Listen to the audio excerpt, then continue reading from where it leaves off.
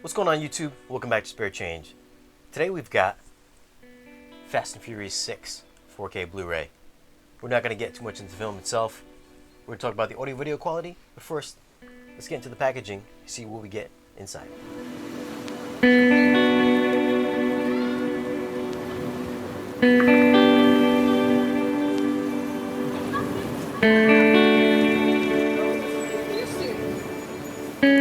The packaging includes slipcover with matching case artwork, standard Blu-ray, and 4K Blu-ray, and digital download code. Alright guys, we just got done watching the film. For some quick tech specs, this film was shot in 35mm film, 2K DI, upscaled back up to 4K. Aspect ratio, 235:1. Audio is done in DTS-X on the theatrical version.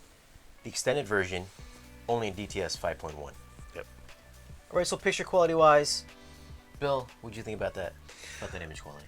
I think it definitely was a little bit better than the regular standard Blu-ray, but not terribly so. It wasn't really noticeable throughout.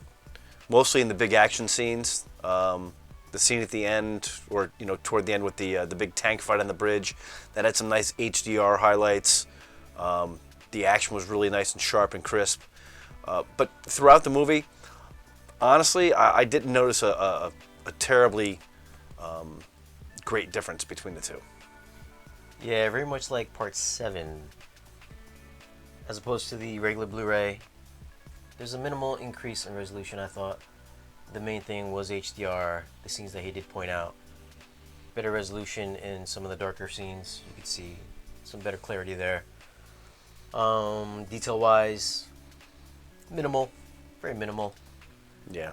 This film was shot in 35mm, so there's some grain there. You're going to notice a lot more grain than, That's one of the things that I noticed. I was talking to Shane about was, the filming, the fact that it was done in 35mm versus a digital filming.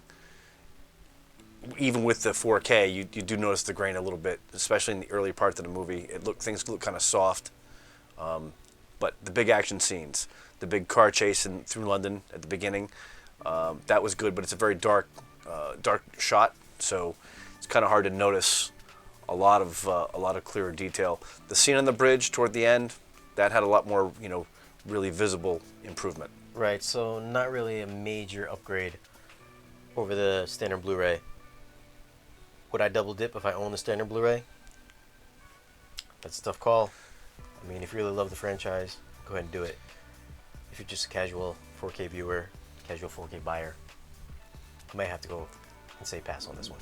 Yeah, I mean, like Shane said, if you're collecting these 4Ks and you're a big fan of the franchise, yeah, I get it. I mean, it does make it look somewhat better. It is a little sharper, but it's if you're expecting reference quality or a completely different experience in the movie based on the 4K version, no, it's not really going to deliver that kind of performance. Now onto the audio. The audio on the theatrical version, like I said, is done in DTS-X immersive audio. It's in DTS-HR, so it is a lossy format in DTS-X. So if you guys are experiencing any kind of issues there, some receivers and pre-pros aren't picking up the DTS flag, so there might be some issues there.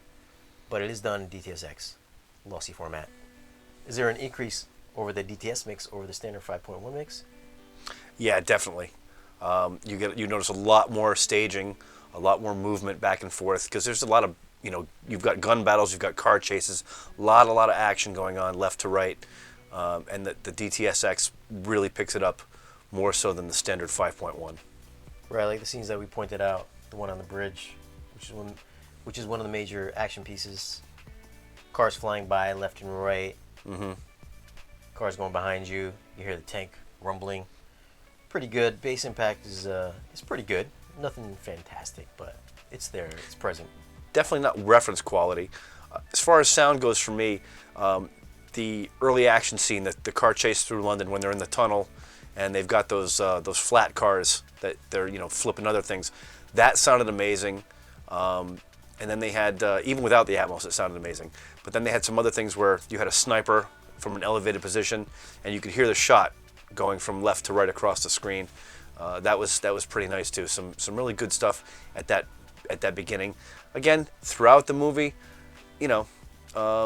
Not a lot going on other than the real big action scenes at the beginning and the end. Yeah, picture quality for me, just like Part 7. I gave Part 7 a 6. I know some people thought it might have been reference quality. I didn't think so. I only gave it a 6. This one, if that was a 6, I'm going to have to give this guy 5.5. Yeah. I'd give this a 5. But, folks, remember, we're watching on a 126-inch screen, so not to try to be elitist or anything, but a lot of that stuff really does show up the bigger the screen gets as far as the quality of the transfer, the quality of the 4K itself. Right. Main benefit here is going to be HDR, better shadow detail, better details in your brighter scenes. That's where it's really going to that's where it's really going to become more noticeable. Yeah. I thought. The main benefit is just that HDR. Now for audio quality wise, just like Part 7, I'm going to give this thing a 7. 7 for audio. That's it. Nothing reference, nothing fantastic. It's there, does the job. Nothing great. Yeah, I think I'm gonna give it like a 6.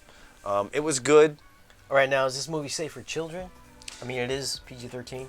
What'd you think? Yeah, I mean, there's no real cursing in it.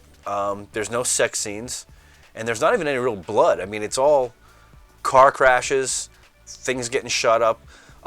There are some scenes on the bridge where this tank is literally just laying waste to all these cars, and there's people in those cars when that tank drives over it and flattens it. So, luckily you're not seeing blood or body parts come flying out of the cars. But, if you have some kids that are, it could be disturbing to kids, that part. It could be disturbing as well. There's a lot of women sometimes in bikinis. You may not like that. You may not like that as well. But otherwise, yes, safe for kids. I mean, kids, not too bad. All right, guys. So if you enjoyed the video, don't forget to give us that thumbs up. Like, follow, and subscribe. Twitter, Instagram, Facebook. Right. And we'll see you guys again in the next video. Cheers.